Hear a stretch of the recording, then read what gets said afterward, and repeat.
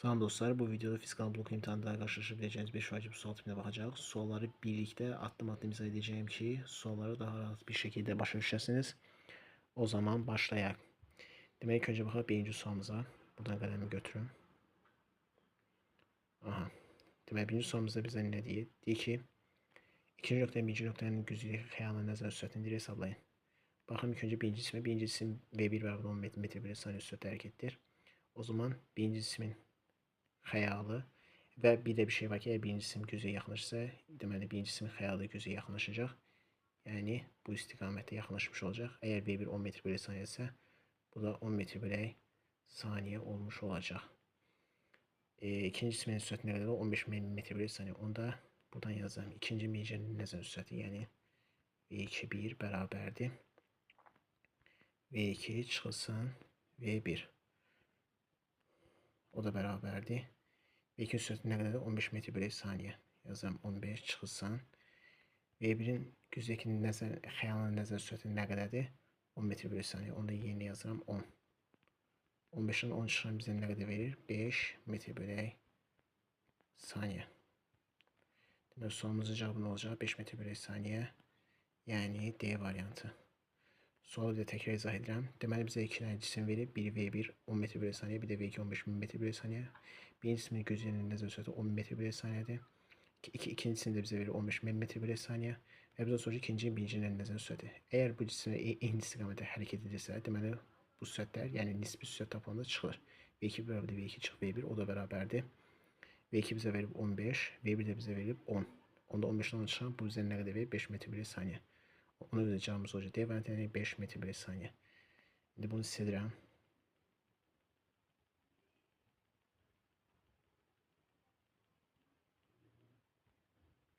Şimdi buradan ikinci sualımıza. Avtomobil T müddətində M kütləli yanıcı sərf edərək sabit V sürətlə hərəkət edir. Avtomobilin dartı qüvvəsinin ifadəsini hesablayın. İlk önce ben burada bir düstur yazıram. Qələmimizi götürək. Deməli mən burada bir düstur yazıram. M bərabərdir F. F yəni dartı qüvvəsini tapsam nə olur? M bölünsün V'ye. İndi dartı qüvvəsi bərabərdir M bölünsün V. N nədir? Güc. Gücün bir düzüsü var. P bərabərdir A bölünsün T. Ona görə mən bu yerinə A bölünsün T yazıb. Yəni bu da bərabərdir. A bölünsün T vurulsun V'ye. İndi bizə 1 2 mən bunu qıraqda yazıram. A bərabərdir Q'dur. O da bərabər nəyə? Q'yə. Yəni Q yanma sıyıraq M kütləli cisim.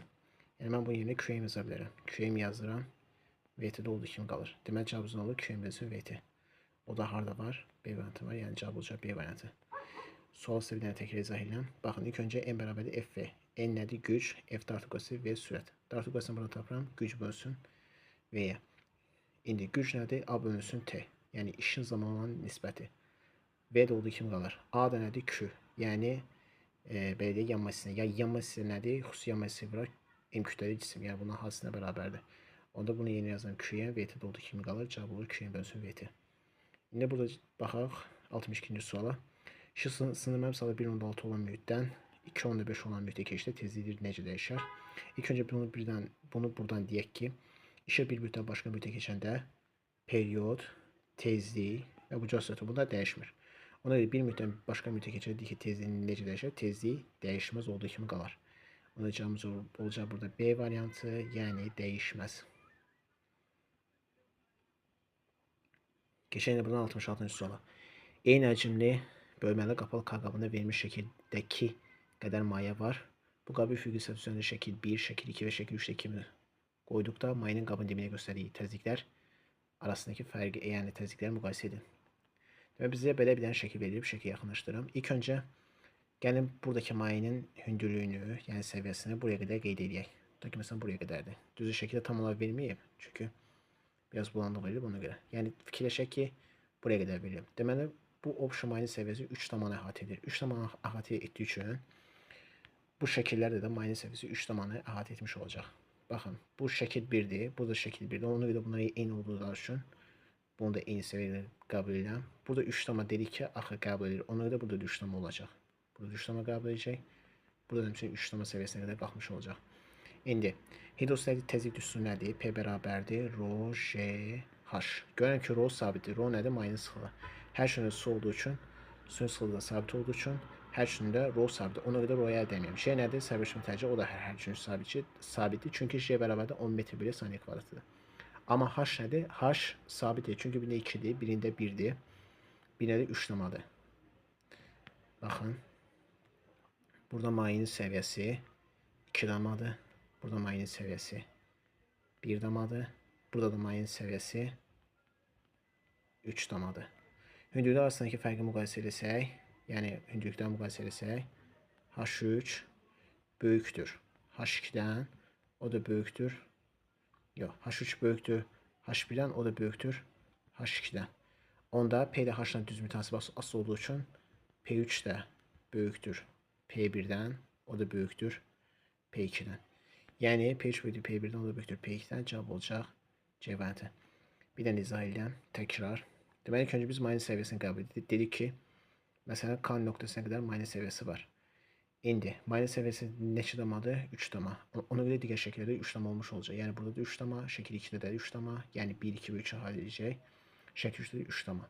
P də bərabərdir ρ H-dır. Rho nədir? Mayının sıxılığı. Bu hər üç üçün sabitdir. Bunu əldə etmirik. J də sərbəstləmə təcili, o da hər üçün sabit. Ona da əldə etmirik. H nədir? Hündürlük.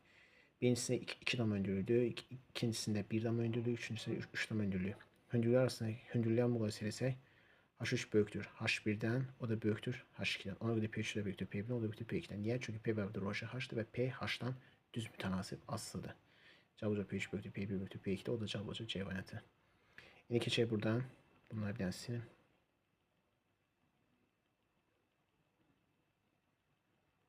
Aha. Keçək indi buradan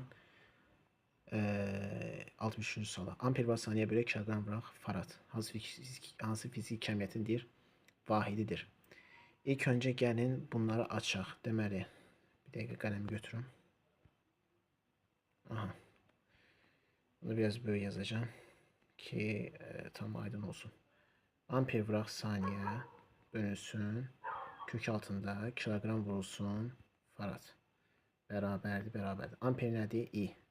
Saniyə nədir? T. B bölüsü var. I bərabərdir Q bölünsün T. Q oradan tapandan olur. I vurulsun. Yəni Q bərabərdir IT.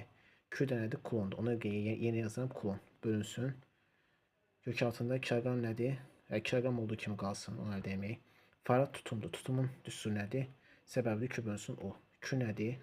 Kulon. O nədir? Volt. Yeni yazdım volt. İndi bunu biraz daha açıram. Bərabərdir. Kulon bölünsün. Kiloqram bıraq. Volt nədir? O. Onun bir düsturu daha var. O bərabərdir A bölünsün Q. Onu yəni A bölü Q yazsam, Q yuxarı qalxır, olur kulonun kvadratı. Yəni kulon kvadratı bölünsün joule.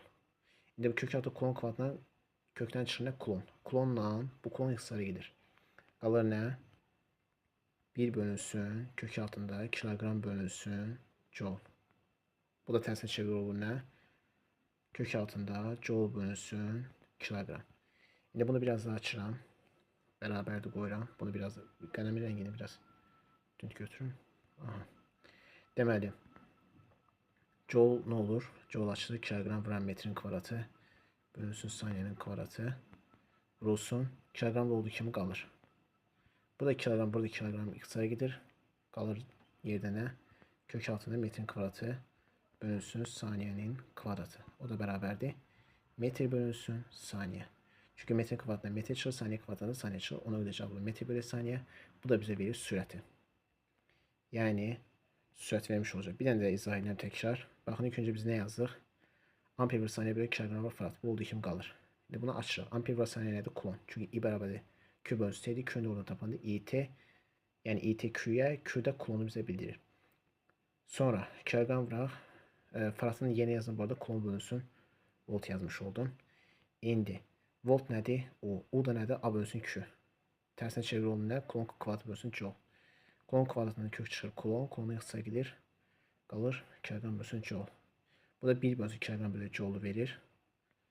Bu da tərsinə çevir olur. Joule bölünsün kiloqram. Kilogramla bu ixtisara gəlir. Qalır metr kvadrat bölü saniyə kvadratı. Metr kvadrat bölü saniyə kvadratından da metr bölü saniyə çıxır. O da bizə verir xətti sürət, yəni V. Ona görə burada cavab olacaq V.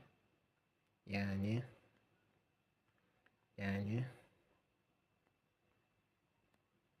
D variantı olmuş.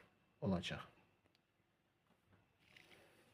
Belki de bu videoda fizikadan blok imtahanında karşılaşa biləcəyiniz 5 vacib blok imtahanının sonuna baxdıq.